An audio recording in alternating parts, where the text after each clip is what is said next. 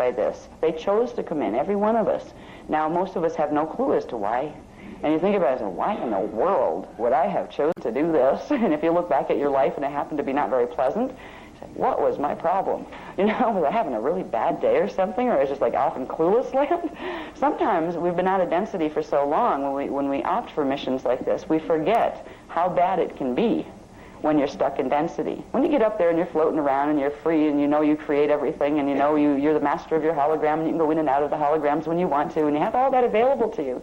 It's like when a mother gives birth to a baby. When the baby first comes out, don't ask her to ever have another child. But after a year later, oh, wouldn't it be nice to have, little Joe have a brother or sister? Because you tend to forget how bad it felt when you were in the middle of it, right?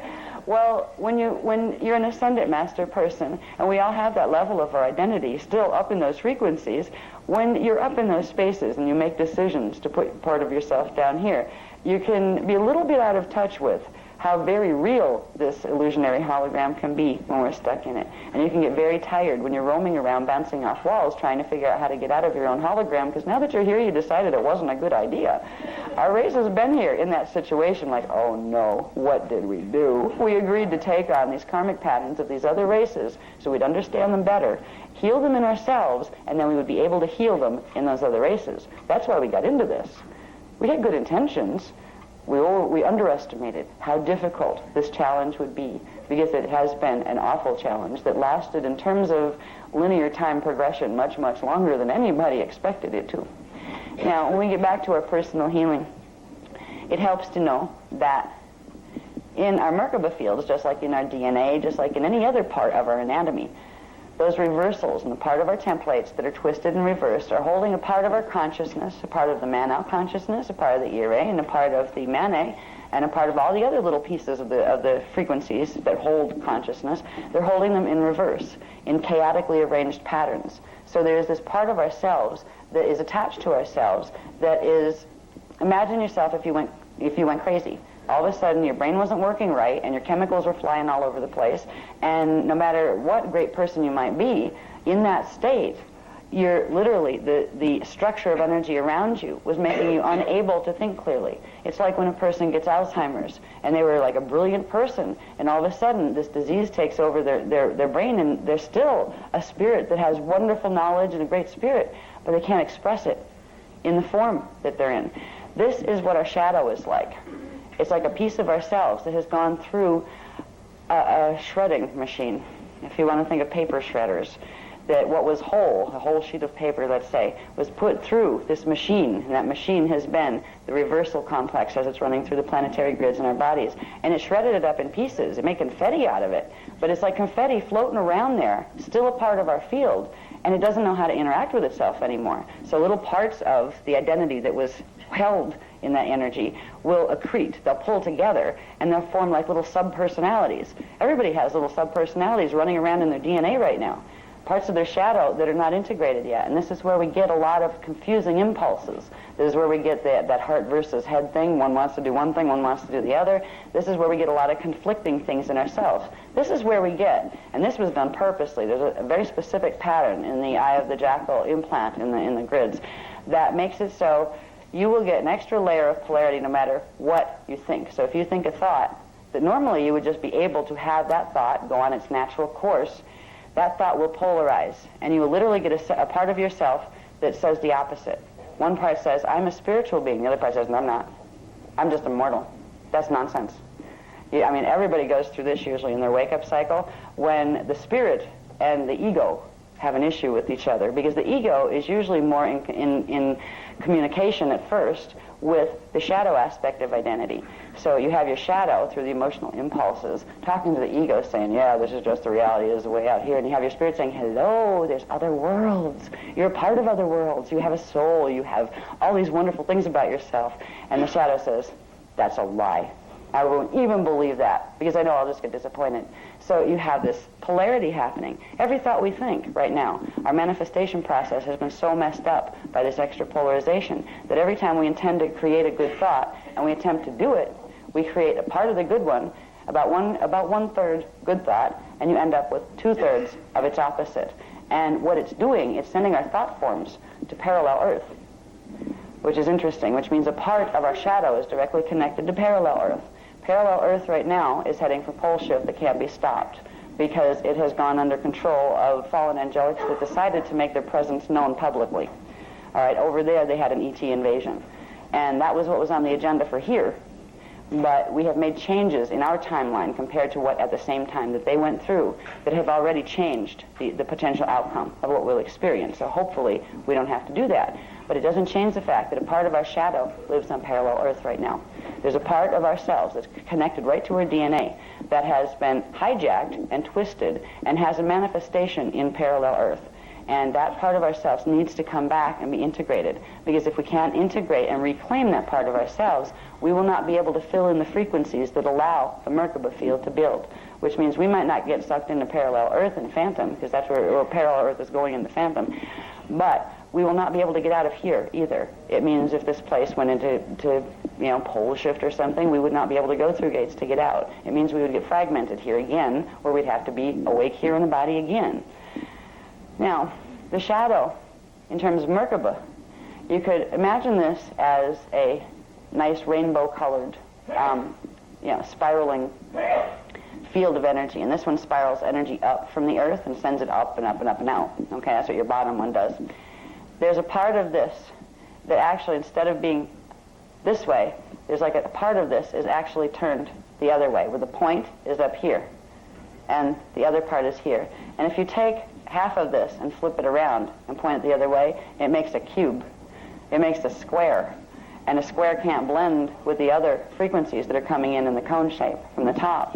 Our shadow lives in this other little piece of our Merkaba that isn't integrated. It's literally the same frequencies of our Merkaba turned upside down in reverse. They're mathematical programs running in reverse. Where you're supposed to have D1, you'd have D11. That kind of thing, where it's totally inverted. Now, this is the part of ourself that holds that twist in consciousness, where every time you say, I'm going to have a good day today, I'm going to think positive thoughts, and the other side says, I'm going to think negative thoughts. So they're always in power struggle. That's where the power struggle is coming from.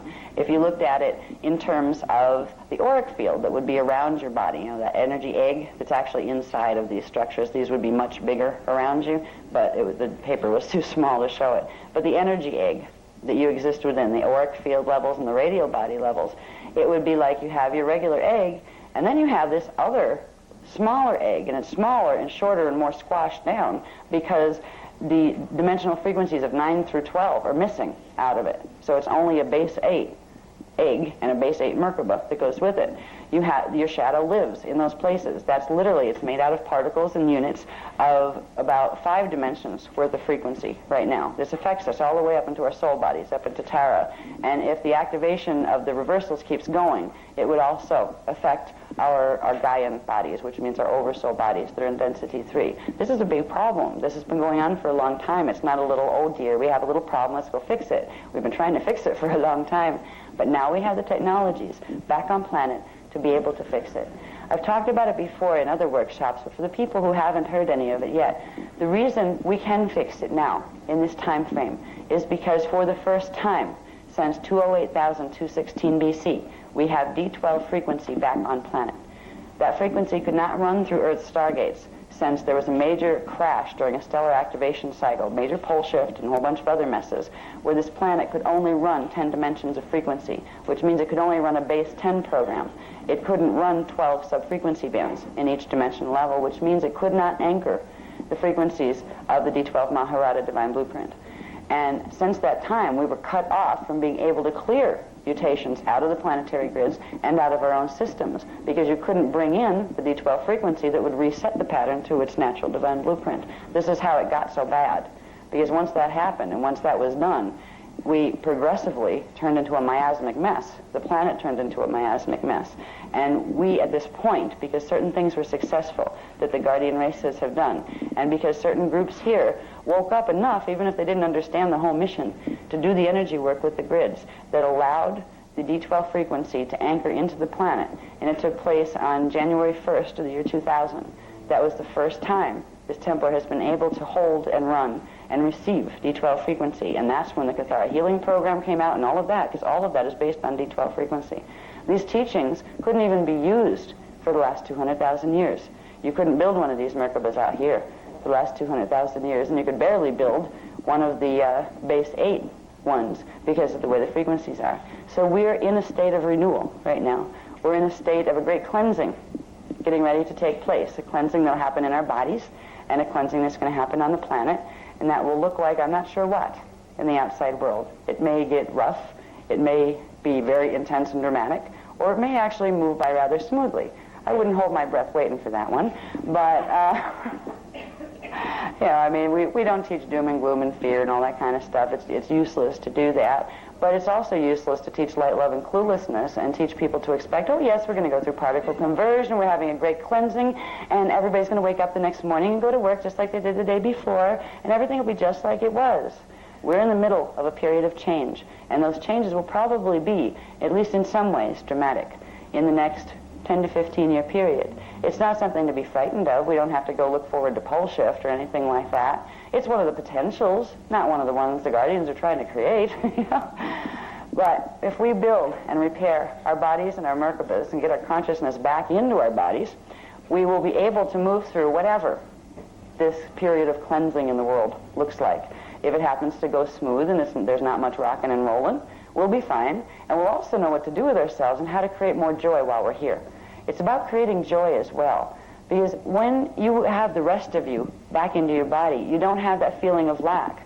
You're not caught up in the money issue, because you know you can manifest what conditions you need to have the kind of experiences you want on the planet. And you know that if you don't have it, you're trying to teach yourself a lesson. So you just say, okay, self, what am I trying to teach me? Let's make this easy so I don't have to suffer. Now, if the best case scenario would be there would be no visible changes on the planet, except for maybe things would get happier. People start to like each other better, and everybody get along better, and there'd be less wars and less famine, and they'd get rid of the monetary system so they couldn't use it to manipulate and exploit people anymore. You think about the changes that would need to be here, that would need to, if you look at our world the way it is today, and realize that our world is moving into a return to its Christed society state. What do you think the level of change would be to get it from where it is now into a Christic society? Our whole world is built on an anti-Christic model right now. So I'm not sure how fast the changes are going to come. They may come fast and furious. That's why we're being given the trainings that we're being given right now, because just in case it goes in that direction, we will be prepared, and we don't have to get caught up in what could be messy. We will be able to use the Merkaba that we build, this Merkaba, to get where we need to go and to create a protection field within and around our bodies that we can walk through things that other people won't be able to walk through. Part of our training is learning to let go and not be attached to outside things right now, material things. You can enjoy them while you have them, but if you really need to have them, you need to have that nice house, that nice car, because it makes your ego feel good, because you feel like you're important because you drive a Jaguar. People that are in that space, they're going to be really sad when their Jaguars don't work anymore, because that type of combustion won't work anymore on the planet because new frequencies are here and things in the elemental kingdom don't work the way they used to. This is part of the things. I mean, there will be changes when this planet goes under full divine blueprint. When all those frequencies are fully activated, you wouldn't be able to do fossil fuel burning and things like that to generate energy. You would have free energy systems available. But the technologies that we have right now that are built upon the anti-Christic model of reversed electrical currents, our electricity right now is running the reversed currents like they are in the phantom matrix. When that gets fixed, our electrical devices that were built in order to handle that current aren't going to work. Right? So think about all the things that electricity does for us right now. I keep thinking the thing I'll miss most are my washer and dryer. Because if anything, I could live in a very simple little house and I could enjoy that kind of life, but it would be really nice to just be able to have clean clothes. And I'm always so busy that if I had to pound them with rocks down at the stream and I wait for 2 or 3 days for them to dry, most of my family would be naked most of the time. So if we can realize that we're moving into a period of change, the change may come fast and furious, or it may be spread out over 50 or 100 years. It depends how the planetary grids hold up. right now there's so much mess going on with the fallen angelics that the thought of by 2012 or 2017, which is supposed to be like the peaking of the stellar activation cycle, to think that we're going to get through this scot-free and all the things are still going to be left standing that we have become so attached to is a little bit immature. And that's why I will talk to you about stuff that could seem scary. So I don't encourage you to be immature, because if it does happen to get weird, and nobody told you that it might, and everybody told you that, oh, all you have to do is build your Merkaba, just do this, and you'll be fine, and you don't have anything to worry about, you would think I was a liar if things started to happen. All of the things that I've been able to teach you, that you've been able to work with, with building things and with, building your Merkaba and getting more consciousness into your body, you would probably throw the baby out with the bathwater if I stood up here and told you it was going to be all fine and then something big and bad happened. Well, what does she know? She told us it was going to be fine. You know what I mean? I won't do that to you. I won't tell you it's going to be awful either, because that's just as bad in the other extreme. We're facing challenges that right now we don't know which probable line of future development we're going to see. The line is a very broad range. It could go anywhere from complete pole shift, which would annihilate the civilization on this planet as it's done before. There have been pole shifts here before, when literally everything had to be reseeded because they were destroyed. When a full pole shift happens, there's something that is created within the frequency bands here. That something is called a red pulse. The reason why, there's some things will survive a red pulse, but most things, particularly if they're living biological organisms, will not. A red pulse is a frequency that's sent out through the solar gates that comes through the planetary Merkaba, because there's a natural connection between the sun, the Merkaba field of the sun, and the Merkaba field of the planet.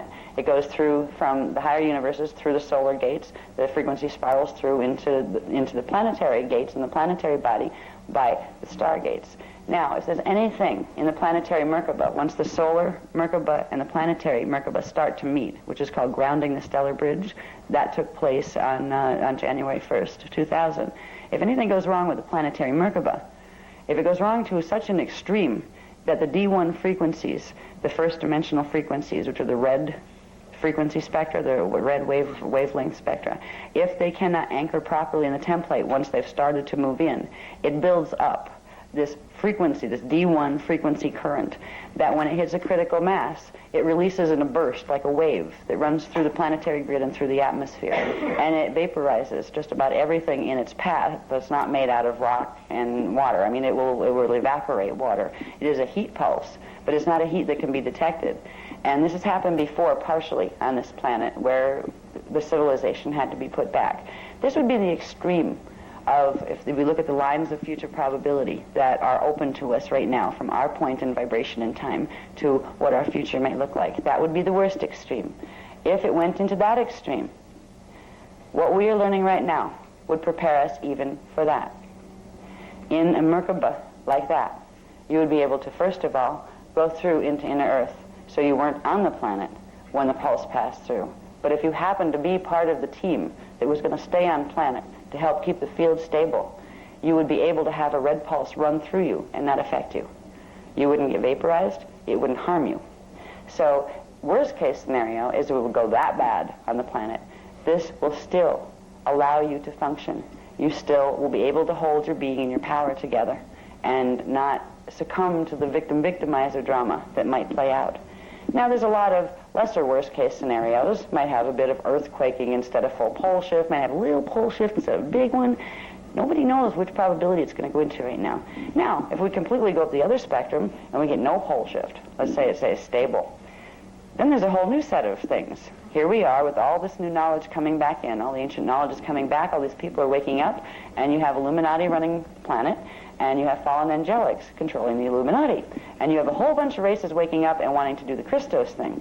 This could cause some real problems politically. You could see wars and things as this tried to work itself out. So when you're in a cleansing cycle, like where our planet is right now, it is definitely, one thing is guaranteed, it will be a period of change. And the change tends to come in bursts, rather almost like, you know how when the airplanes hit the trade centers, I don't know if everybody reacted that way, but I know a lot of people who did, and I did too. It was just like stun factor. Wow, wasn't expecting that one. I mean, we were warned that some stuff was going to happen, nothing directly specific, but boy, was that a surprise to watch those planes crash into those towers and watch those towers fall down. It was just the most amazing wake-up call. What happens with things like that are there will be energy currents of conflict that are building up and building up and building up, and there will be a point in time when they're focused to explode. In stellar activation cycle, that is amplified tremendously, where the ideas of one conflicting group with another, they build and build and build underneath the surface, and everything seems fine until that point where they hit a critical mass, and then they literally blow themselves into the manifest hologram, where you go, where did that come from? Wasn't expecting that. And you can really get shaken up by it when you see, wild political things taking place and things that, like, wait a minute, we're in America, you're not supposed to be able to do that here. Things are happening right now you're not supposed to be able to do here, according to our Constitution. If anybody's noticing, progressively, so we stay safe from terrorists, we're progressively handing over more and more of what used to be our constitutional freedoms. And this is just the beginning. And what's scary is most of the people think that's absolutely fine because they so very much believe, because there was such a great demonstration given, that we have to be afraid right now that they will hand any power they have over to the government as long as the government promises to keep them safe, because their fight or flight button was pushed. So we're watching stuff. We're watching part of the changes now. As we go into this course of the dance 4 courses, we're going to learn how to have joy in the middle of that anyway, and not to worry about it, not to be stupid about it, where you say, I'm going to be in denial and I'm going to pretend none of the bad stuff is ever going to happen. I'm just going to focus on the good stuff. And then you really have a fall when you find things like towers blowing up and weird government things happening, and maybe your country gets into war when you never thought it could happen. If you convince yourself that everything's light, love, and clueless space, that nothing bad could happen because angels and God are protecting us all, the Jewish people had believed this. They had believed their God would protect them during the Holocaust. The Jewish people know now that their God might have loved them, but it wasn't able to stop that. We're in a mass drama here. And if we handle ourselves well, we can move through it with grace, and we can move through it with joy. That's what the teachings are about here. The things we've learned about the attitudes. They're the beginning of learning how to make the mental shifts of perception. We're shifting our perceptual filters. We have perceptual filters, ideas, that really operate on a subconscious level, that we've been trained, not just in this life, we've adopted them from other lives too, as to what ideas we're going to look at reality through. That's why we can all look at, like, you can take 10 people, have them look at the same thing, and each one of them will have a different interpretation of what it means.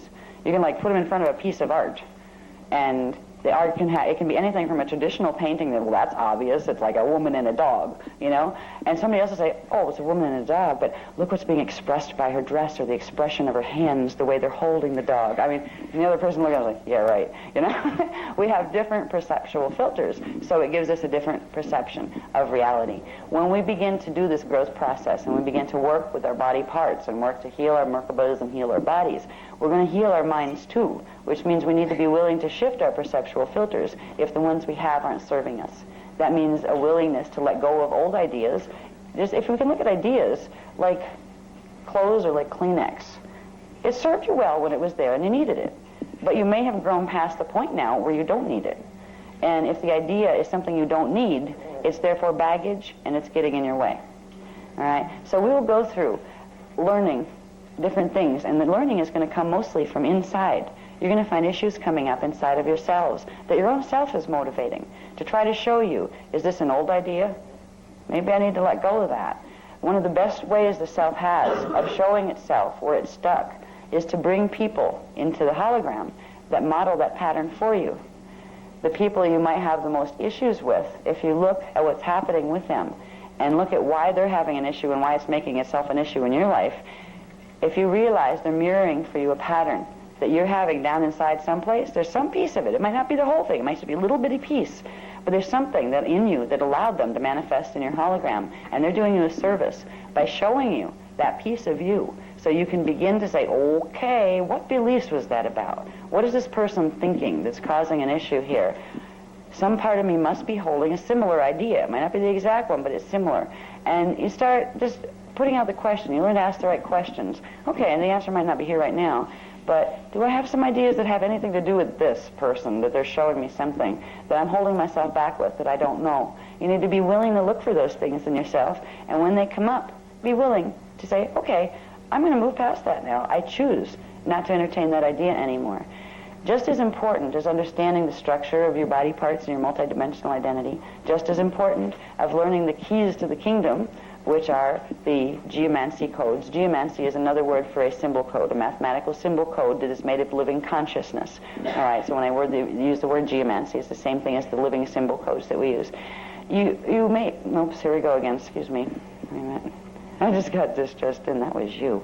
Hello. You're talking to me. Oh. That was a new one. Oh, I didn't. I'm getting on with it.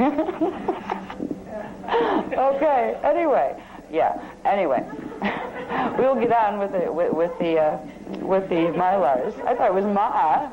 There's this really funny thing happening between us. We're starting to finish each other's sentences or saying things right before the other one was about to say it, and now we're starting to get the telepathic thing happening, and we're not trying. It's just emerging.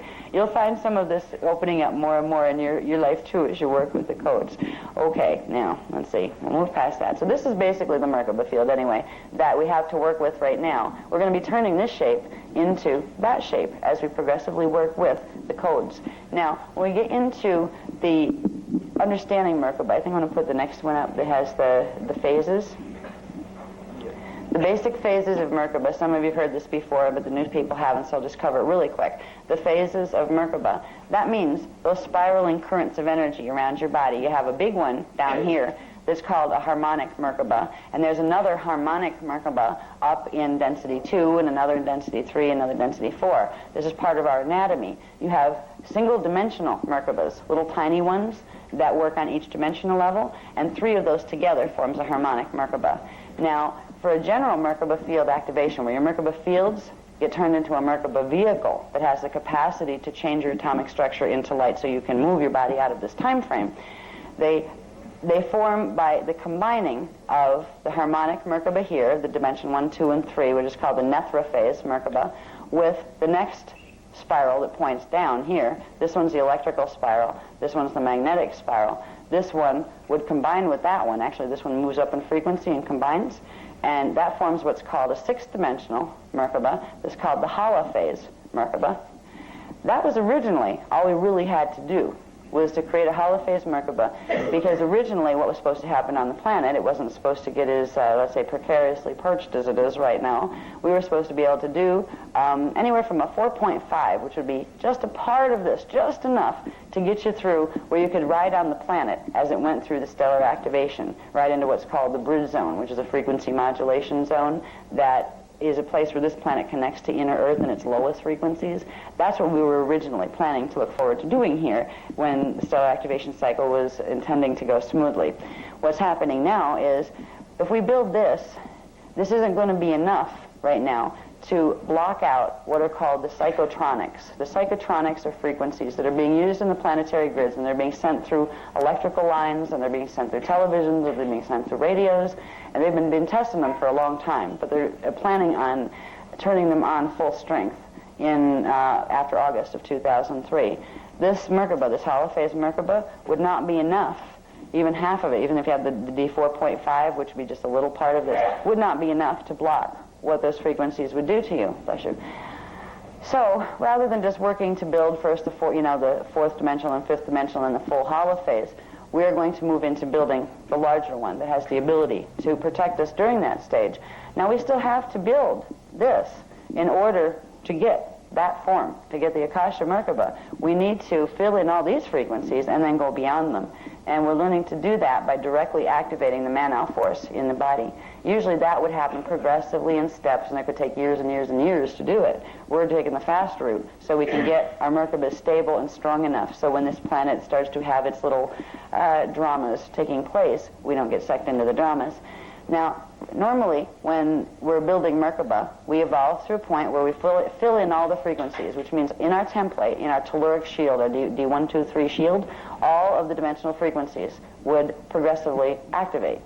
As we move through time, what we're actually doing is one little code after another in our telluric template is activating, and that gives us the linear perception through time. It's little moment points that flash on and give us the illusion of passing through time. Our growth takes place by what's called accretion, or bringing frequencies in, filling in the frequencies.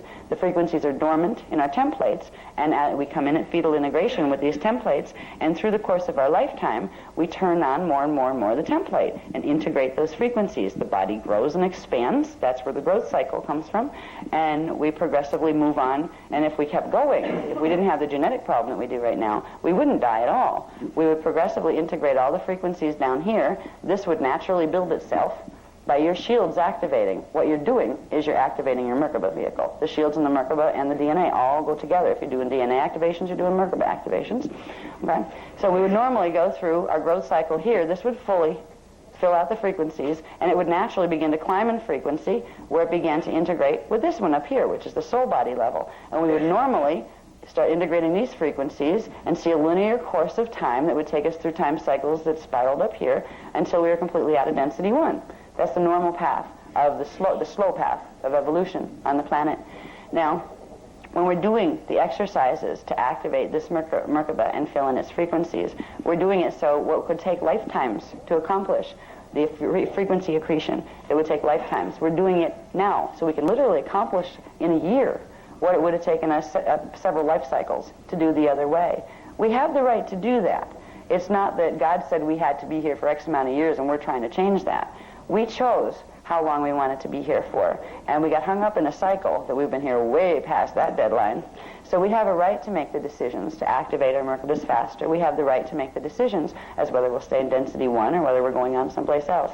When we integrate these frequencies with these frequencies, you have a 3-dimensional Merkaba that turns into a 6-dimensional Merkaba, and that's when your body can move between these two universes. Literally, you can move. You have Terra in the density 2 universe. That's the semi-etheric matter density. It's a less dense state of matter than here, but it's still a matter world.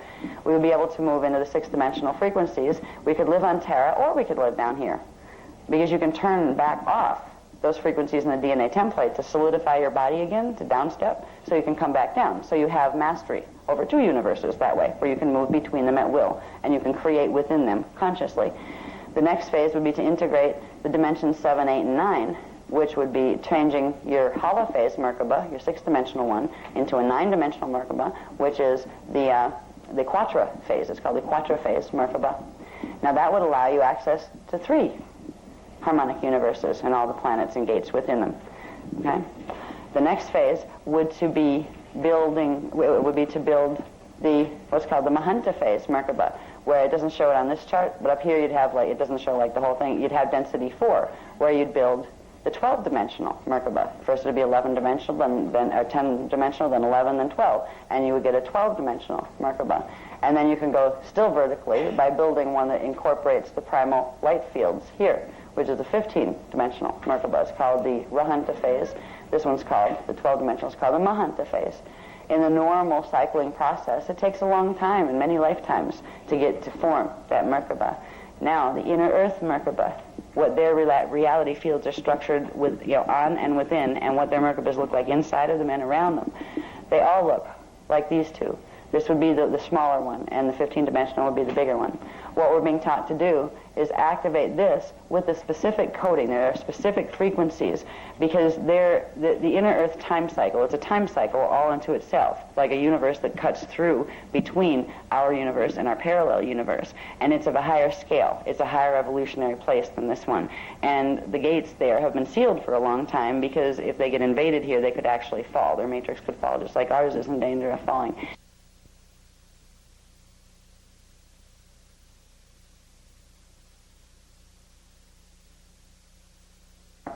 That D12 Merkaba would be a simple one in their world. If they had a scale like this in their world, which they do, that D12 over on our side would be a holophase over on their side.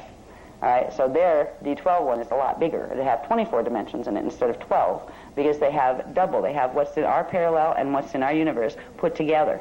So they have like 24 stargates instead of 12 in their Cathara grids and those in their universal Cathara grids and those kind of things. In the process of building these, we activate DNA strands. This is a little diagram to show you DNA strands. Strands 1, 2, and 3 goes with dimensions 1, 2, and 3. As you bring these frequencies. These frequencies activate in your DNA, in your tribal shield, or in your telluric shield. That's what I was looking for. Your telluric shield. It brings into activation strand 1 template, which brings into activation strand 1 chemicals, which brings into activation this part of this Merkaba. See, these are all connected. So what we're doing right now, everybody has 3 strands, minimum 3 strands activated.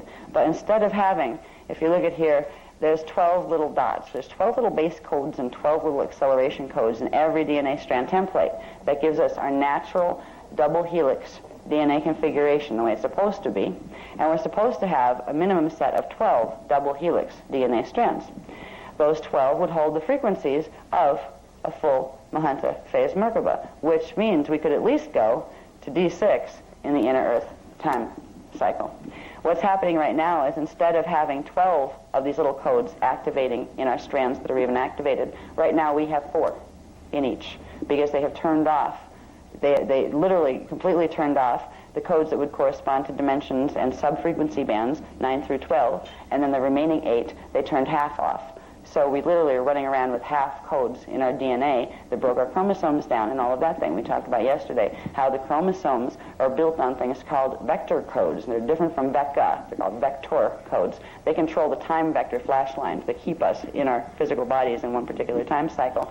Out of 12 vector codes that were supposed to form each chromosome, you had 9 through 12 turned off, and you had the remaining 8 cut in half and half turned off, and the other half reversed.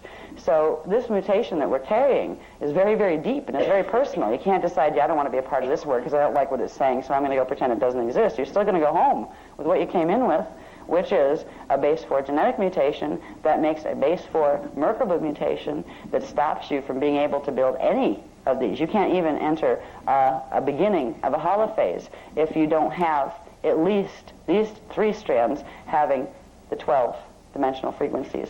Now, if you want to go to Phantom Earth, all you need is 8. All you need is 8 of those codes turned on in reverse order, and that will build a shorter version of this. It won't have 12 subharmonics. It'll be smaller. And it can link with the same type of one that's in Phantom Earth. That would only have 8 subfrequencies. That's what's being tried. That's what's happening on the planet right now as far as the Merkaba teachings that are being, and I have no problem talking about the people who are teaching stuff, okay? Now, the people themselves, the people who are teaching other ascension programs that we choose to have a difference of opinion with, I have nothing against those people. Half the time, the people don't realize, because what they're doing is they're channeling and they're listening to beings from other places. Now, there's one being I have a gripe with, because it's one of the greatest liars since the person took a fall, and that's Thoth. The Thoth teachings are all about creating a nice 8th sub-frequency band Merkaba so you can get yourself right into Phantom. And they're done with an arrogance and a supremacy and elitist attitude. This is, we've got the best information on the planet. And it's such a form of trickery. It's good if we become aware, and the people who are in communication with Thoth or who are working those systems, I don't hold them directly accountable for what they're doing and what they're teaching people to do, because most of the time they don't know, they don't realize themselves. Thoth didn't point out to them, excuse me, by the way, we're going to get people into Phantom, okay? No, they got suckered too. They got told that, oh, this is how you ascend. So they listened and they teach what they know.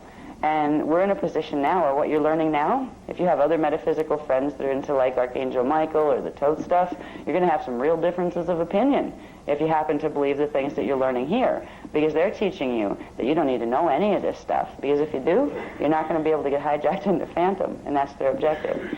So anyway, we're building our Merkabas. We will build these frequencies in, but we will do it in an accelerated form with the specialized coding that allows us to go into and stay within the inner Earth timeline. So we'll not only be building this, clearing out the DNA, so we can build this, but we'll be building this with its additional frequencies at the same time. Now, I haven't had time to get, because this stuff was just new, to get a graph to put up, and there is a graph, a drawing of this new style of Merkaba that's in the books that you're going to be able to go home with.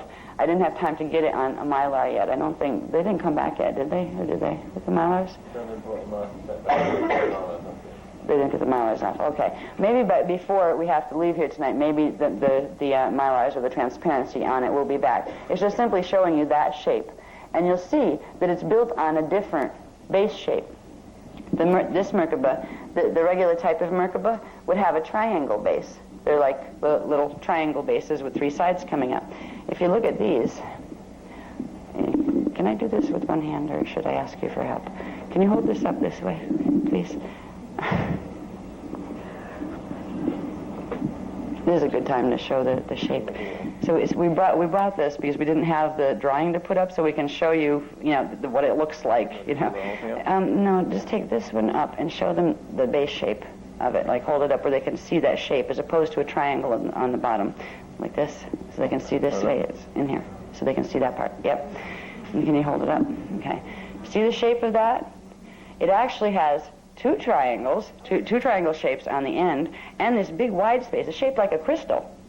All right? It's the crystal Merkaba shape, where it has that long area. That long area in the middle is the extra set of frequencies that allows you to go into a system that has double the frequencies of a regular time matrix. It allows you to go into the inner Earth time cycle. So this form of Merkaba is built on different geometries. That's the base one. The reason this one is so small compared to the one on top of it, there's a very specific proportion of math as far as how they go together that's based on the natural Christos Partakai phasing rhythm. Now remember, we had Partakai units that broke down into Partakai and Partakam. Now if those units broke down evenly, when the Partakai unit becomes a lit standing scalar wave, a polarized scalar wave, if those were perfectly the same size, you would have static. You would have no movement. You would have no push and pull between the two pieces. So you would simply have a static universe where consciousness couldn't pulse. You wouldn't be able to move. Partakai, when a Partakai breaks down into a Partakai and Partakam, it breaks down into a ratio of 33 1/3 thrust electrical, which goes in one direction, which rotates clockwise, okay, like clockwise thrust, and 11 2/3 thrust magnetic. So literally, that is the Christos imprint as far as Merkaba spin, because Partakai phasing rhythm is the same rhythm your consciousness is going to pulse into manifestation on, is the same rhythm that your Merkabas are going to spin at. The natural spin for a Merkaba down here, for when we're just dealing with even the six-dimensional ones, the ones that most people are activating right now, the pieces of which they're trying to activate right now, you would have a natural on top, which is the electrical one that feeds frequency down in. It feeds the Mane down into your body systems. That would be a 33 1/3 clockwise spin. The bottom one would be an 11 2/3 counterclockwise spin, because it's reflecting the natural Partakai phasing rhythm. Okay? Now, this one gets really interesting. The proportions in this, and why it's shaped so funny, where you got this big top and you got this little skinny bottom. It's like an umbrella. This one is based on those same ratios. So when you're making the top piece compared to the bottom piece, you have to take those proportions and mathematically figure how big would one be, what is the proportion between them, and how big would one be following that proportion in relation to the other, and cut your pieces when you're making one like this, cutting your pieces the same size. Now you will naturally grow one of these when you get your DNA and your forces working right way in the body.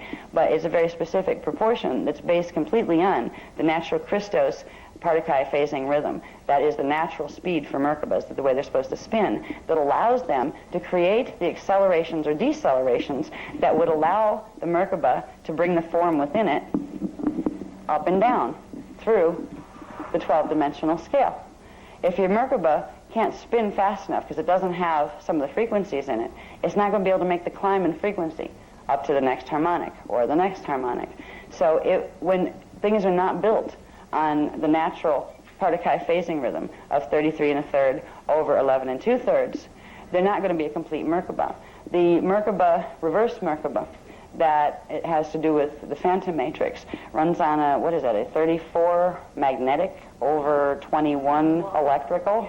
Yeah, that is a complete inversion of what a Merkaba is supposed to do.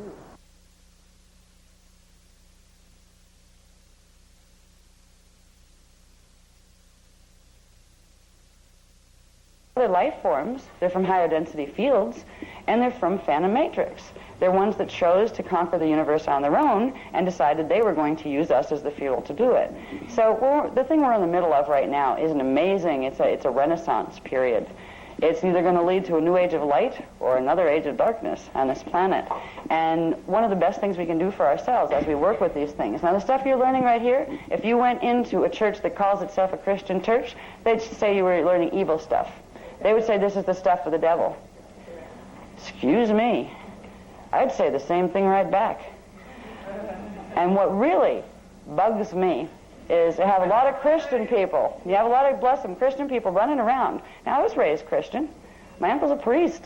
My father's side was Catholic, my mother's side was Methodist, and there was like a holy war in the family all the time. But we were not atheists or anything like that. I wasn't raised metaphysically in those terms. I was raised metaphysically because people from other places kept coming and taking me on ships and teaching me things. But, all right, here we go. Anyway, all right. You stop. He's dinging me. Was that you or is that them? Because I'm not able to tell. This is funny. I get interrupted sometimes, and it's very distracting because you have a line of thought, and it's like somebody else talking to you over here, and you say, "Wait a minute, okay, oh, shoot, where was I?" It's like an interrupt of the currents, but okay. It wasn't you that time? Yeah, because I feel Ma with me. I feel him over here, but I didn't know if he was saying anything. He's just pushing a little bit. Okay, actually, we're not doing too bad. I mean, the things I'm talking about are part of this. Oi. Okay. How much time we have left? We're definitely going to cover that. Oh, we have time. Okay. That's good. That's no problem then. Let me see what sequence I want to go to. You've got the master on in front of you, by the way. You do have a master. I do have a master now. Okay. Oh, goody. Okay. There's one thing I do want to show people. Now, we don't have the Mylars of this yet, right? No? Okay. If the transparency comes back in time, we'll be able to do what's called Manow Technique 5. Okay. We finally got the first of the Manow codes in, and it's in your booklets. Okay. We're gonna, hopefully we'll have that to put on there in time. This one is called the no, it's the IAHAIA. IHEA. I believe it was IHEA, wasn't it? How it came through? Yeah. The IHEA code.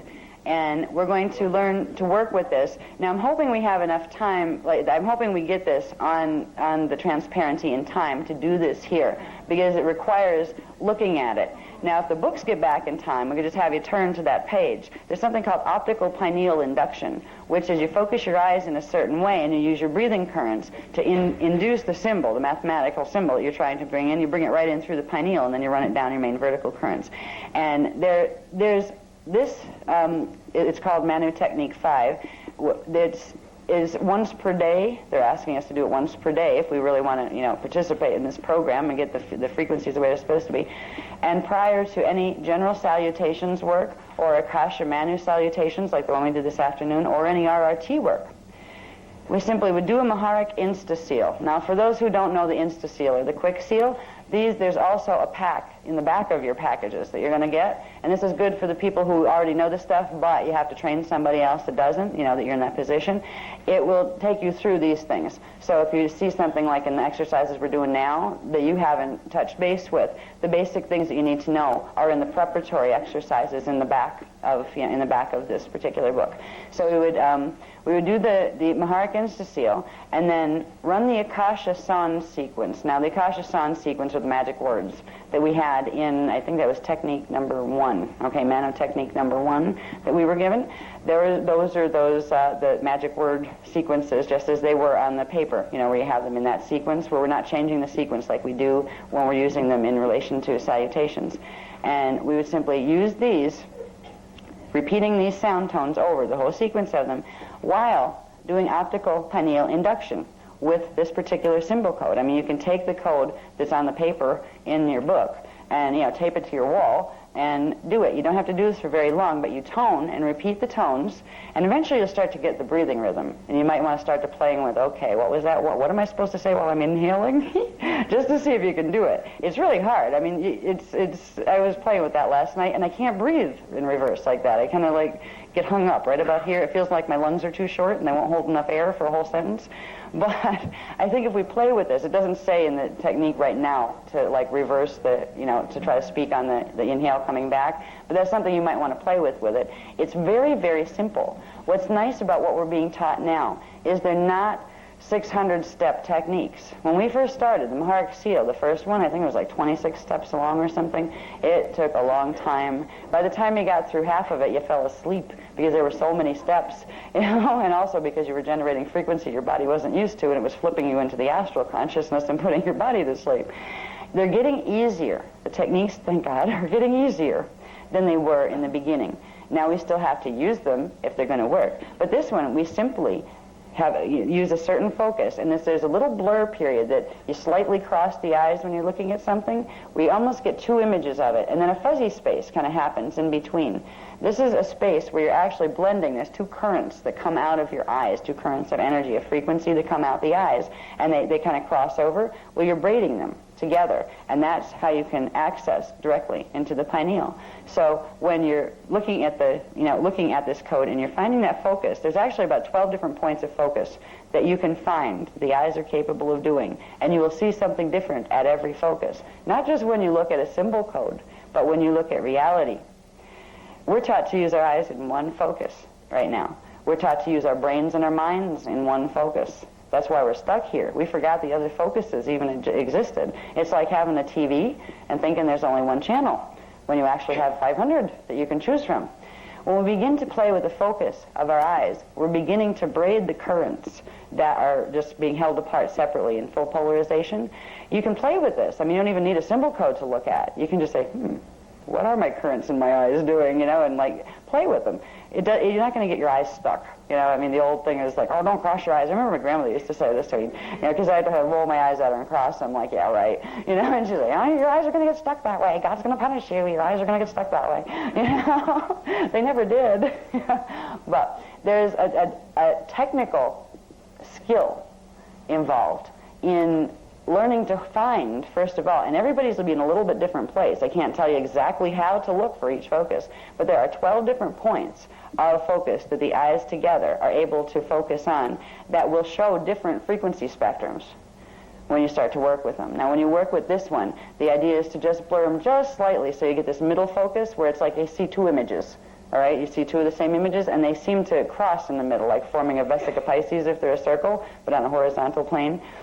There's a little fuzziness that occurs there, and that's a space that at first you don't want to hold it for too long because you don't want to harm your eye muscles because they actually might get stuck. I don't know if they get stuck, but they would get sore, Don't get stuck, just sore, But if you can find that focus for a little bit, and that's when you want to do the toning, like when you find the focus, then try to use the breath and the tones to move it, because that's when you're actually braiding those currents and bringing those frequencies together so they can more fully bring the mathematics in its whole form. Because when you look at something, you're actually getting half of it in one eye and half in the other. You're getting a piece of each holographic pattern that you look at. When you look at something, you're getting a piece of it into the brain, into the pineal, through each eye. When you do that blurred focus, you're actually bringing it together into one beam of consciousness, and it's more powerful than the smaller beams of consciousness that come out directly. So this exercise would be used with the exercise, it would be used right before you did the exercise that we did on the beach, which was the Akasha Manu salutation, where we use the tones to activate the Mani, the Manau, and the Ure in our bodies to begin that process. There's another part of working with these Veka codes, and that's the part that we didn't cover on the beach, and that's the Suriyas. Now, the Suriyas we're just going to learn how to do, beginning. There's introduction to what the Suriyas are. They're the postures, the ways to move energy, literally move the body while you're doing tones and while you're spinning. You also don't have to do it while you're spinning. You can do it. If you use the Suriyas when you're just using the tones, you are still creating and sculpting sound forms. There are three basic Suriya stands, they call them, S-T-A-N-Z. A posture that would be one of the Suriya postures is a stance, S-T-A-N-Z.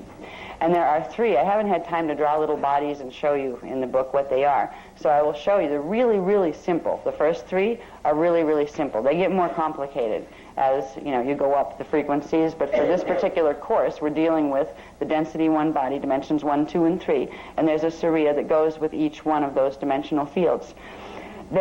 For each of the harmonic bodies, each level of your Huva bodies, there would be 3 Suryas in your divine blueprint. 3 basic movements that run, each one of those runs the dimensional current that it corresponds to in that set of 3 dimensions. And it also runs the 3 primal currents. One would be the Surya that goes with the Ire, one would be the Surya that goes with the Mane, and one would be the Surya that goes with the Manau. So it's really a simple program, and we're learning the beginning parts. So you have these 3 lines of tone that we were learning in, I think it's called Technique 1, Mana Technique 1. They're the ones that we were playing with and looking at and go, how do you pronounce that? That we sounded really good with. I mean, this group did wonderful out on the beach today for the first time going through those. It was needed, and I was getting a little prickly as my hairs were standing up on my arms and stuff because the frequencies you were actually making the frequencies happen. And that's pretty good for the first time of trying to stumble through something with that many syllables in it that doesn't form a word you'd recognize. Okay, so we've learned those. You could use those alone with the Suryas that you're going to learn. Now, the Seers are the pillars of light, of standing light and sound pillars. They're mostly sound that we were creating when we do the salutations, when we do the Merkaba thing, the salutations with the sound tones, with the magic word sound tones. If we combined a Surya with just the sound tones, we're not going to get that full pillar or standing wave, but we will get smaller ones. You can manifest thought forms this way when you get really good at it. There's going to be a course, I think, as we move along, that's probably going to get into using certain types of Suryas to create literally certain shapes, certain types of thought forms, and certain types of shapes in sound would be what you needed if you wanted to, say, make a car happen, or make a new house happen, or make a trip to the Bahamas happen. These would be these would be the forms, the thought forms that are made out of sound frequency, where you would put the intention in and then send it back to the Manau so it came out the way you wanted it to. Before we can get to that class, and they won't even give us the information of exactly how to do that until we first use this information. Because right now, if we were told exactly how to make a car happen, how to make a house happen, how to make certain things happen, the reversals that we're carrying would create a third of what we want and 2/3 of what we don't want. And it would send another part of us to Phantom. Right now, every time we breathe, another little bit of our energy gets sent to Phantom. And that's been going on for 25,500 years.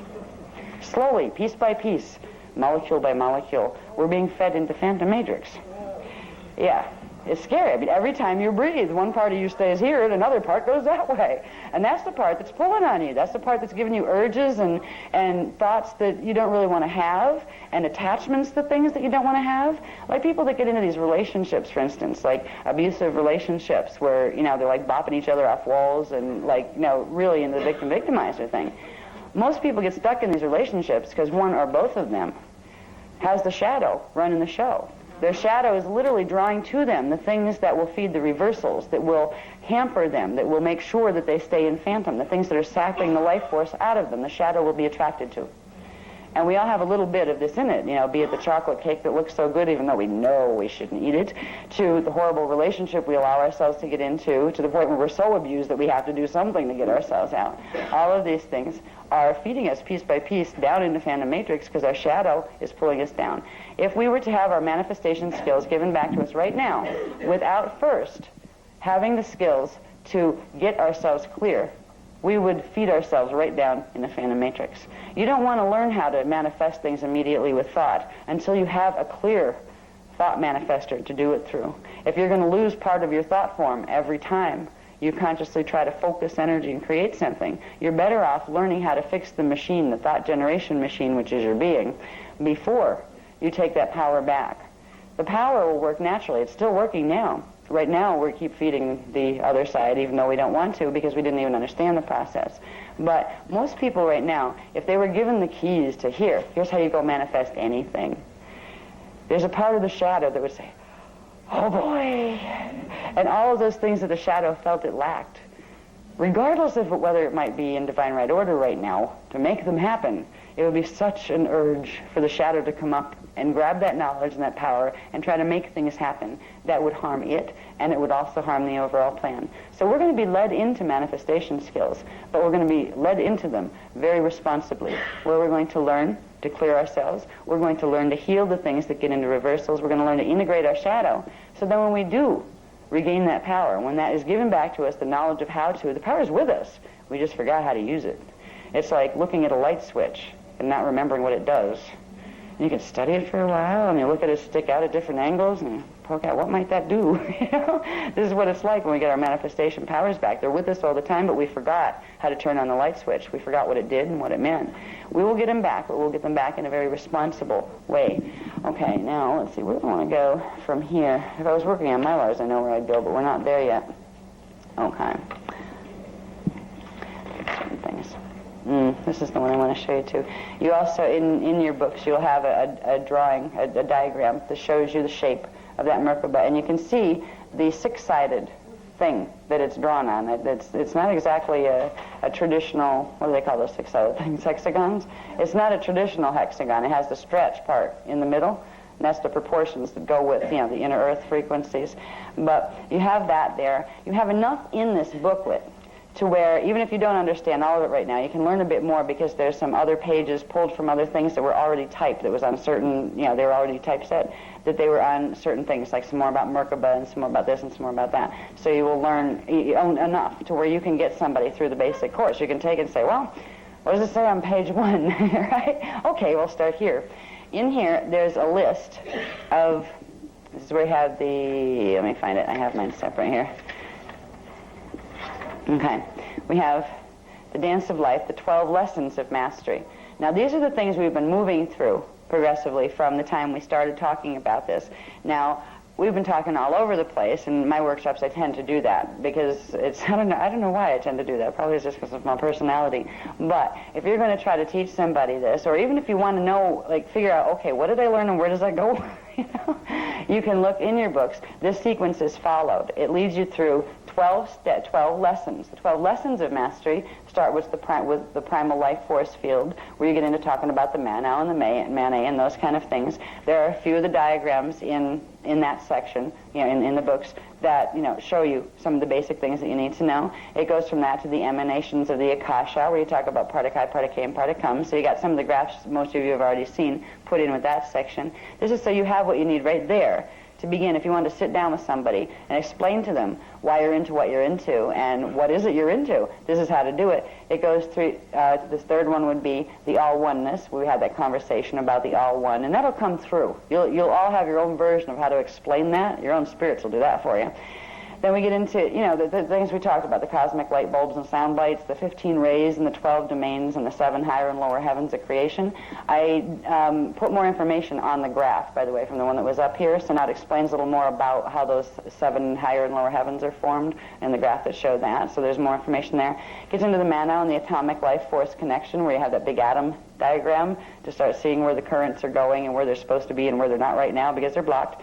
Then we have Kilans of Creation and the Godfire alphabet. Now, we haven't talked about this yet, and I just want to touch on it briefly. It's a part of everything else. Kilans of Creation. Kilans are those grids, those three-dimensional crystallizations that form of 3 flash lines from Partakai units crossing through each other. So they're Partakai grids, three-dimensional Partakai grids. Little Kilan units form Kilan codes, which are more sophisticated Partakai grids. These are standing scalar wave grids, crystallized scalar wave grids. These are what our shields are made out of. This is what the planetary shields are made out of. All right. When we get into fire letters, the fire letters are actually the alphabet of mathematical programs upon which those Kilans are organized to form different types of things. You have the cosmic fire letters that create the structure of the cosmos, and everything else will be built on that. To get into a cosmic structure, you have to take on the cosmic structure and become it. So your templates would have the structures from the higher dimensional fields all the way up to the primal light fields. Somewhere in your template, you would hold those.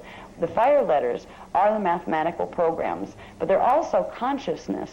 They're part of the Manau, the Mane, and the Ire that take on the form, eternally take on the form of these mathematical programs. They are the consciousness that chooses, that allows for the manifestation to happen. The mathematics aren't dead and just numbers on a paper. They are literally a consciousness that holds this cognition and this intention to create. And it is through using the fire letters. We have fire letters in our DNA. That means we have consciousness in our DNA. We have the primal force consciousness right in our DNA templates, right in our shield templates. The fire letters of the DNA correspond directly to the fire letters of each dimensional structure. Now, in each dimension, we've talked about briefly, in the dimensional structure, each dimension has a set of 12 sub-frequency bands, and there are 12 full dimensions, which are 12 sets of 12 full sets of 12 sub-frequency bands in the D12 Divine Blueprint, and there's another set that goes up with that second Kathara grid that goes up into the primal light fields and the primal sound fields and up into the Akasha. When we're dealing with fire letters, they would be the specific mathematical programs for each dimension, for each subharmonic in each dimension, that holds the specific flash line rhythm. That mathematical, that's a piece of consciousness that is assigned, has assigned itself to making sure those pulses of consciousness pulse in just that way, at just that angle, in order to keep the dimensional structure alive. All right. The fire letters are also, the term is used to refer to the parts of the DNA that correspond directly to that dimensional structure. And to fire a fire letter, they call them fire letters because they turn into standing scalar waves once they're turned on. And when they're just in their vibrational state, in their sound state, they're just dormant units of potential. But when they turn on, they fire, and they turn into standing scalar waves and come into manifestation, which means they bring the chemical properties or the hologram properties that go with that mathematical program into manifestation. When we are working with DNA activation, we're working with fire letter activation. There are fire letters and fire letter sequences. I believe each DNA strand has 12 fire letters, which equals one fire letter sequence. And a 12-strand DNA pattern would have 12 fire letter sequences, or 144 fire letters. This is the structure of the dimensional system. Now all beings have that full structure in their DNA templates. There are beings that would have to literally drop their bodies, and the bodies would go back into the earth field to move their consciousness onto a larger structure in order to ascend. But humans and indigos were created with the full 12-dimensional or higher scale encoded in. That means they have a minimum of 144 fire letters in the DNA template. If it was working properly, the fire letters, this pattern of fire letters in the DNA template would create for each strand, there would be 12 chromosomes. 12 full chromosomes for a 12-strand pattern, you would have 144 chromosomes. So a fire letter can be looked at as the blueprint for the chromosomes as well. But it's not just DNA that has fire letters. Every manifest thing has a template, a scalar grid that holds a specific set of mathematics that allows it to come in to manifestation. So this table has a set of fire letters. They don't work in the same way that our fire letters do in a biological, living biological form, but they're still fire letters that hold its form together within the hologram. Now, there's another word that goes with fire letters, which is the word geomancies that I've used before. The geomancies are the mathematical programs of consciousness themselves. They are living symbol forms. What's really interesting is when you begin to meet things like the Akasha, you meet it, you see it. It looks like a code. It looks like the code you see on the paper, but it starts to communicate with you. Says, hello. Yeah. By the way, you didn't know I was a who as well as an it, did you? You know? These are portions of the God consciousness that literally exist in the form. If we were to see them, they came down to Earth and visit us right now in our reality field, they would look like massive living light forms of geometrical shapes of all sorts and kinds. There's all sorts of different ones. The geomancies are the programs that go with the fire letters. If you were to take a fire letter and you could translate it one way into mathematics, you could translate it another way into line, into flash lines. And then if you freeze frame those flash lines, what would they look like?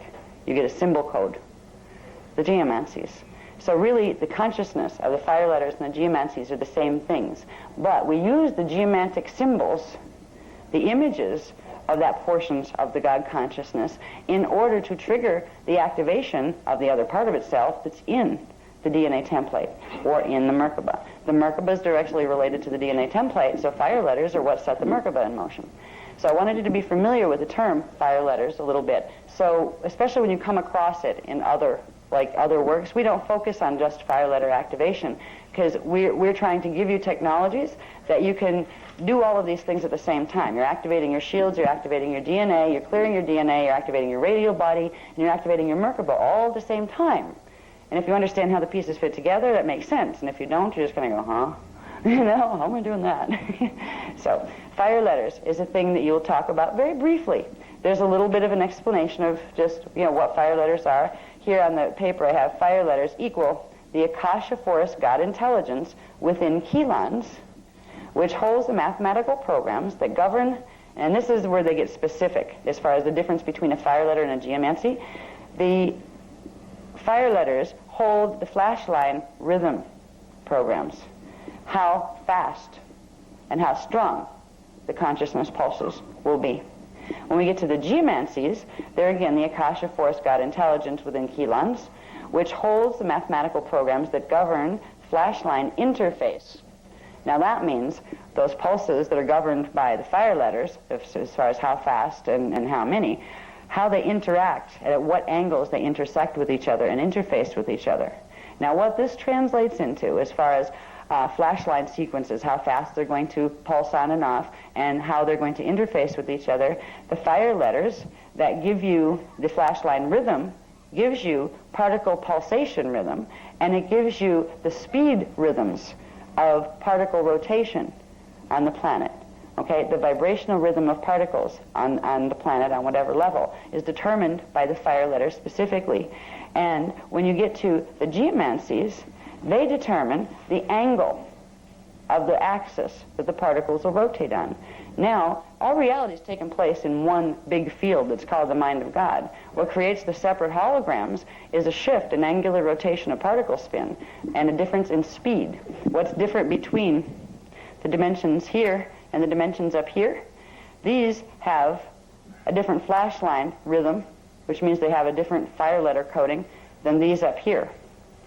It also means that the particles here have a different geomantic form, which would be the part that controls the axis that those particles are going to spin at or rotate upon. Up here they'd be different. Now if you bring these two together into the same one, you blend these two reality fields. So the trick to what's really happening when you do Merkaba is you're bringing these fire letters into synchronization with these fire letters, which is going to give you the same pulsation rhythm of consciousness. These pulse faster. The higher you go in the dimensional field, the faster the flashlines pulse, which means the faster particle are phasing. Okay? You're going to bring these into the same flashline pulsation rhythm, which means your particles down here and those up here in your density 2 body are going to come into the same co-resonance. They're going to resonate in the same vibrational frequency. And what's also going to happen at the same time as that's happening, the geomancies that are down here are going to begin to shift their particle, the particle axis, the rotational axis the particles spin on, to match these up here. And they're going to end up with the same thing, and that's how you get this space and that space in together, and that's how you get yourself that's a body here into a space that's a body here. This is the process that's taking place. So these fire letters and these geomancies are things that govern parts of the DNA activation. They literally govern the angle of particle spin and the speed of particle spin. Now, angle and speed of particle spin is directly related to Merkaba speed and axis angle. So they're all interconnected. Those fire letters control the axis of the Merkaba, what axis it's going to rotate on, and the yeah, did I say geomancies? Yeah. Okay, geomancies do that. The fire letters control how fast it's going to spin, how fast the pulses of consciousness are coming in. All right, so these are all interconnected. If you can at least know where the pieces fit, you might not know every detail of it, and there's a lot of detail to this. I mean, there's some of it, we get into it in the Kathara Healing Program a bit. And this is just the introductory course stuff. I don't even want to know, some of the other detail. Look at this, this is enough. We have these little brains down here right now. We can't stuff all of this stuff. You guys have big brains up there. You can't stuff all this in. But this is where the fire letters, and we call it the God-Fire alphabet. The fire letters are literally the mathematical programs. Fire letters and geomancies are the mathematical programs that govern the manifestation process. The they govern the process, whereas the consciousness that is the fuel or is the power that allows those processes to take place would be the Mane, the Manau, and the Ire at all the smaller forms that its rays take when that consciousness comes down. Okay, and let me see. Akasha, Mane, salutation. We did that already. Okay. Saying, and here, this is where there's also a placement of where you would use the different techniques on this. We're in the 12 lessons of mastery, so you see where to put what techniques. We did this one earlier, the one we did on the beach, the Mano technique 2, Akasha Manu salutation. That you would do after you talked about Kilans and those kind of things, and you got to like the bottom of this page in your 12, and you're teaching somebody how to do this. That's when you would do that exercise. Now, there's other things here. This is what I was supposed to start with when I came in. And I did, actually. I talked about Merkaba and that kind of things. Okay, we get into what's called Vecca codes. Now, the Vecca codes go with the time vectors. All right, the time vectors are those specific different flash line sequences that govern what a reality system is going to be built on. All right, we have fire letters and we have geomancies that govern the angular rotation of particle spin and the pulsation speed, which means they're controlling the flash lines. They're the patterns that control the flash lines. Vecca codes are the outer example of what these mathematical patterns would look like. There's much more to these mathematical patterns that you cannot express in externalization, but these are specific symbol codes that correspond not only to our DNA, but they correspond literally to the original divine blueprint, mathematical patterns that the dimensional structure itself was formed on. All right, the human DNA template is a microcosmic reflection of that. Dimensions were structured with 12 sub-frequency bands, and those sub-frequency bands are coded into our DNA template as the 12 acceleration codes and 12 base codes. There's like those sub-frequency bands are split into polarization, and when they come together, the strand activates, it blends with the next one above, and you can ascend. Anyway, the vector codes. Now there's vector codes, V-E-C-T-O-R, and Vecca codes. The vector codes are smaller aspects of fire letters. All right, you have a set of 12 vector codes in each DNA strand, and it's repeated 12 times. So technically it's like 144 vector codes in one DNA strand, but it's really only one set of 12 that repeats itself 12 times. The vector codes are parts of they're the blueprint for parts of the chromosomes, and it's the vector codes that have been shut off in the DNA templates that's stopping the rest of the chromosome from manifesting, that's creating these biological and biochemical distortions, and that are totally connected to what the atoms are doing and what they're not doing that they're supposed to be doing, as far as not opening the neutron window so the rest of the life force can come in. We get into Vecca code healings. The Vecca codes are the mathematical programs that govern and that hold what the vector codes, those itty-teeny little bitty mathematical programs that build up to form the bigger mathematical programs of the fire letters and those kind of things. The Vecca codes direct or hold the natural pattern of the vector codes. When you begin to use Vecca code symbols, what you're doing is you're resetting the vector codes within the DNA template, but also within the dimensional structure. When we use Vecca codes here, we're not only helping ourselves, we're helping the planet as well. We're getting those codes that are naturally a part of its template that have been blocked and dormant back into activation, so the primal life force currents of the Mane, the Manau, and the Ire can flow through the planetary grids and flow through our bodies. The Vecca codes are pretty. Some of them are very pretty. We have the high Veccas that we have been using recently that they progressively gave us, one each workshop. I think that, they gave us 4 in the one, didn't they? Yeah, first they gave us 1, then they gave us 3, no, then they gave us 3, then they gave us the Akasha. All right, these are called the high Vecca codes, and they correspond to dimension 12 up to the Akasha level. All right, they were the high Vecca codes. There are other Vecca codes, they're the mid-Vecca codes that correspond to the middle dimensional fields. And then there's the low Vecca codes, which are the Manau codes, that correspond to this density down here, but also this density's connection to D13, which is called the universal void, or the universal Manau force, the 0 point, where this particular universe starts, where it connects to the cosmos up above it, is at the D13 0 point. So the Manau codes and the high Vecca codes are the highest level and the most profound programs of all of the Vecca code mathematical programs. Within those, you would have all of the rest nested. In other words, one would imply the other, just like in the number 10 it implies the number 1 is in there. You have 10 of those to make a number 10. So what you have, the dimensional structure is the same way. There's a certain set of chelons, fire letters, that forms dimension 1. Dimension 2 has its own set of fire letters plus the one below it. This one has its own set plus the 2 below it.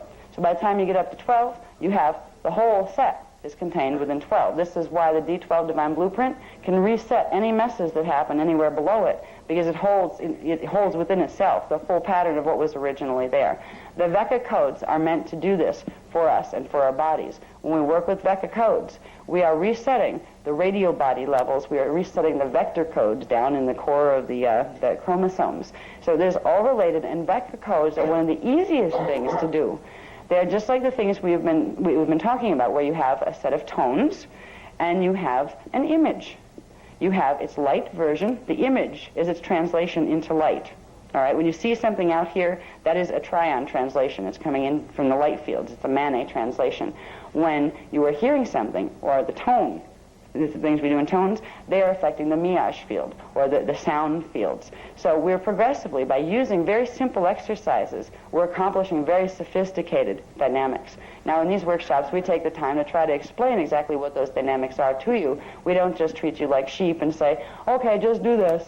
You know, here's this pretty picture, look at this, cross your eyes when you look at this, and then tone this. Okay.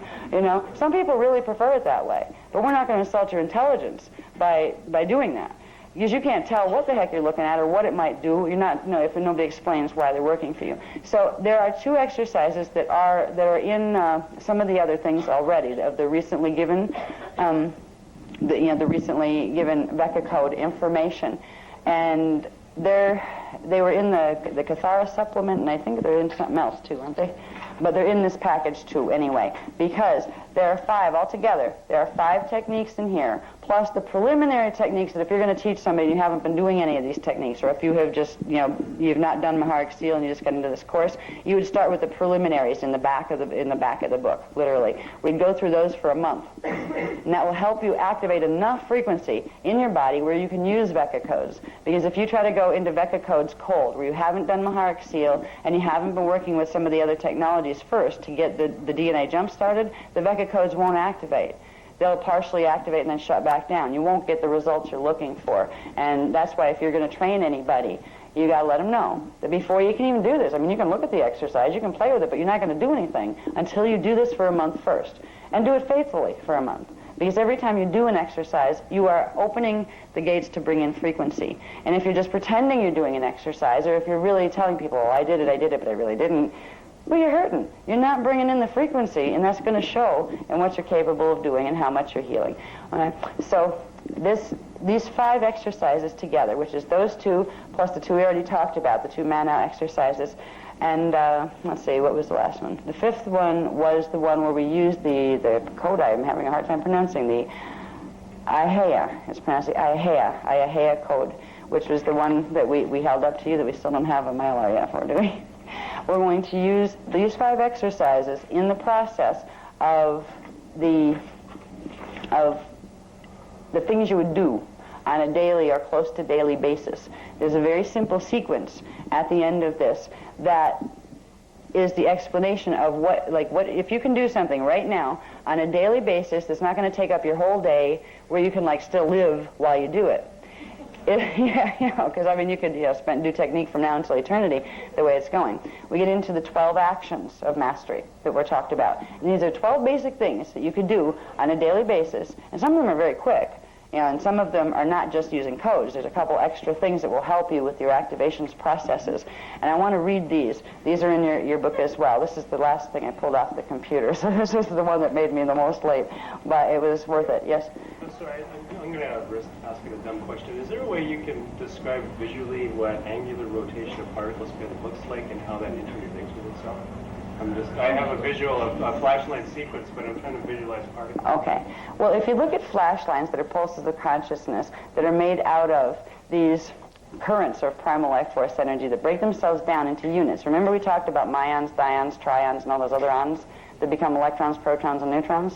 What you're dealing with is both particle and wave form of energies, that these pulses of consciousness turn into, okay, these pulses of consciousness that are flash lines, when they come into manifestation and flash on, turn into a particle or subatomic particle base.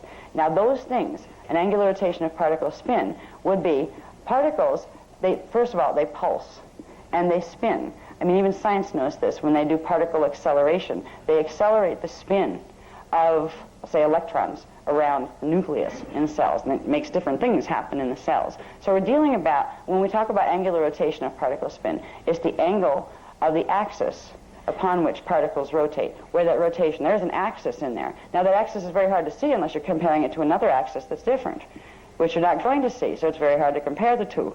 All right? Now, right now, we see particles that have an angular rotation of particle spin axis that are all the same. If there was a different angular rotation of particle spin axis, we wouldn't see it here. It would be in another dimension or another universe. All right? Now, when you're looking at it from above and realizing that all these things coexist, you can look at the relationships, where what are they doing between each other. Like, okay, you can say, all right, particles are doing this over here, and they have their, what it's talking about is their Merkaba fields. If you look at every little atom as, okay, let's say it's a circle of energy, almost like a tiny version of your Huva bodies around you with a Merkaba field that's creating it. If you get into Merkaba field, it's easier to understand the axis of rotation because you have that cone shape, right? Where that points would be the axis. All right, that creates a vertical axis upon which that sphere of energy, or that elliptical sphere of energy that's the form constant, will form upon.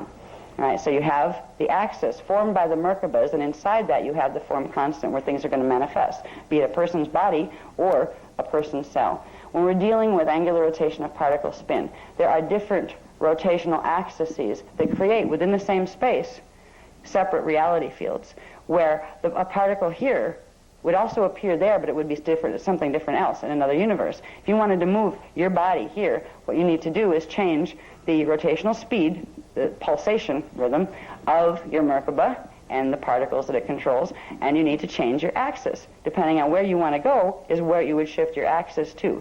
Particles do this too on the subatomic level. These things are working. So I think that's the best explanation I can give you right now. There's probably more, and there's stuff in, have you read Cathara yet, the Cathara manual? All right, because that gets into some of that too, and the Templar manual gets into pieces of that. There's a lot more to it, but think of angular rotation of particle spin as every one of your particles has little Merkaba fields, okay? And what is that axis doing? Is it an axis running vertically? Is it pointing this way? Is it pointing this way? Now, the way dimensions are structured, I will add this, the way dimensions are structured, there is a 90-degree shift in angular rotation of particle spin between here and parallel here, all right? Earth and parallel Earth, any of the parallel systems. You have this time matrix, and it's parallel. One runs this way, and one runs this way, horizontally.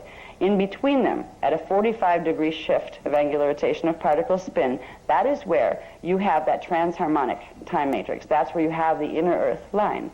So particle spin and the angular axis becomes very important if you want to find out how to get your body to another place. If you don't want to stay in this universe and you want to go to parallel, you would shift certain things, and you would shift them at a 90-degree shift. You would shift your Merkaba into a 90-degree shift and change its particle pulsation rhythm by accelerating the particles here by increasing the spin rate, which would change the axis. So you'd want one spin rate to get 90-degree shift, and have another spin rate that would get you a 45-degree shift. And as you're shifting the angles of your particles, you're popping from one time frame into another, into another. All right, so this is where the angular rotation of particle spin comes in. It has to do with being able to hop timelines, because time cycles and timelines and dimensions and harmonic universes all exist in the same space, which is no space, but they exist at a different pulsation speed, and they have a different angle as far as if their Merkaba is the key to the formation of everything, be it a universe or a cell. That Merkaba has an axis. There's an axis that energy spirals through, a central vertical axis. So that's what it applies to, and it's very important when it comes to understanding how you get from one dimension to another, or how you get from one reality field to another. I think I'll leave it there. Does that help?